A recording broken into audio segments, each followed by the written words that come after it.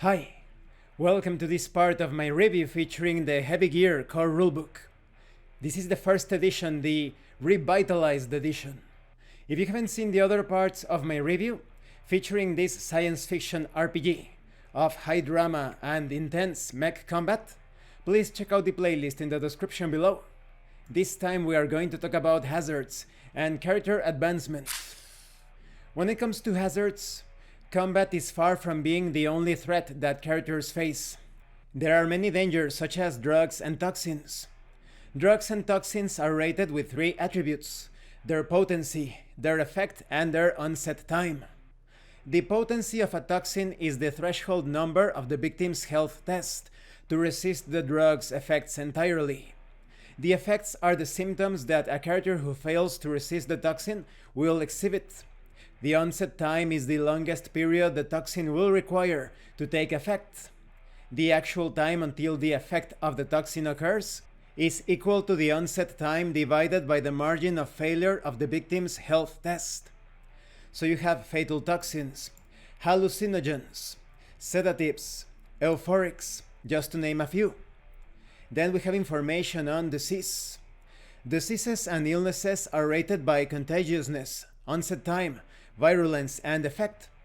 The contagiousness of an illness is the threshold number of a health test that must be rolled when the character comes into contact with the illness. This roll can be modified by the game master to represent good or poor hygienic conditions. A successful roll means that the character does not contract the illness. A failed roll indicates that the character contracts the illness. The margin of failure is added to the illness's virulence for that character. A fumbled contagion roll results in the character contracting the illness at double the normal virulence. The onset time of an illness is similar to that of a toxin. The onset time represents the longest incubation period for the illness. The actual time until the disease takes effect is equal to the onset time divided by the margin of failure of the contagion health test. Fumbled contagion tests produce an onset time equal to 1/10 of the normal value.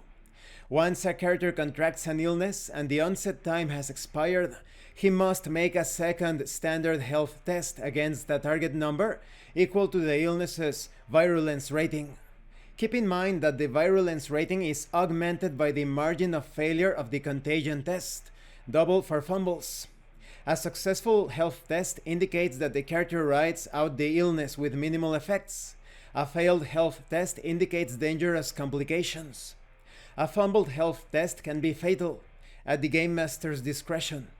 Each illness's description should document the effects of all three results. Then we have information on other hazards such as falls, fire, electrocution. All of these are affected by the context, of course. For example, in the case of falls, you can try to soften the impact.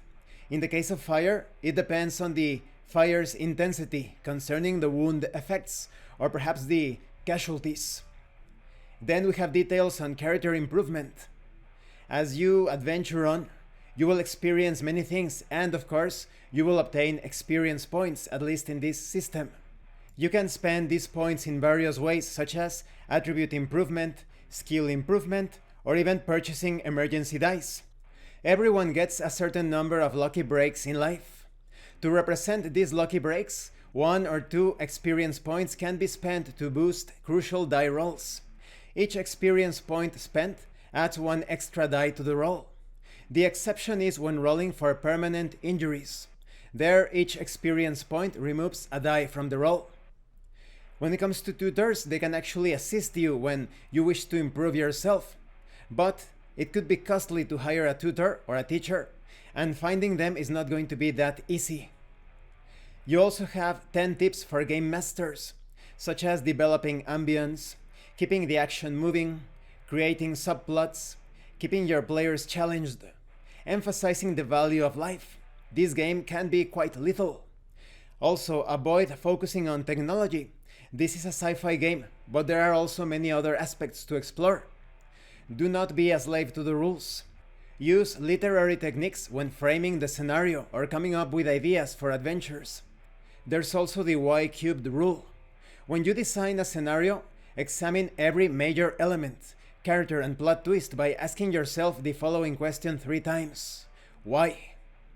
Also, value flexibility over predictability. And this concludes this part of the review. In the next part, we are going to talk about equipment and weaponry. I really like the advancement rules. They are logical, simple to understand, and you have many possibilities when it comes to choosing the right advancement for your character. Concerning the Game Master tips, they are sound and make sense, and the hazard mechanics are there to remind you that the world is alive within the fiction, and there are many unforeseen dangers, even outside of combat. Thank you for watching this part of the review, and thank you for your likes and your comments. If you have any questions or comments, please let me know. And thank you so much to those of you that are going the extra mile to support the channel. If anyone else wishes to further support the channel, the information on how to do that will be in the description below. And remember, it is better to roleplay and fail in character than not to roleplay and fail as a player. Once again, thank you, and see you later.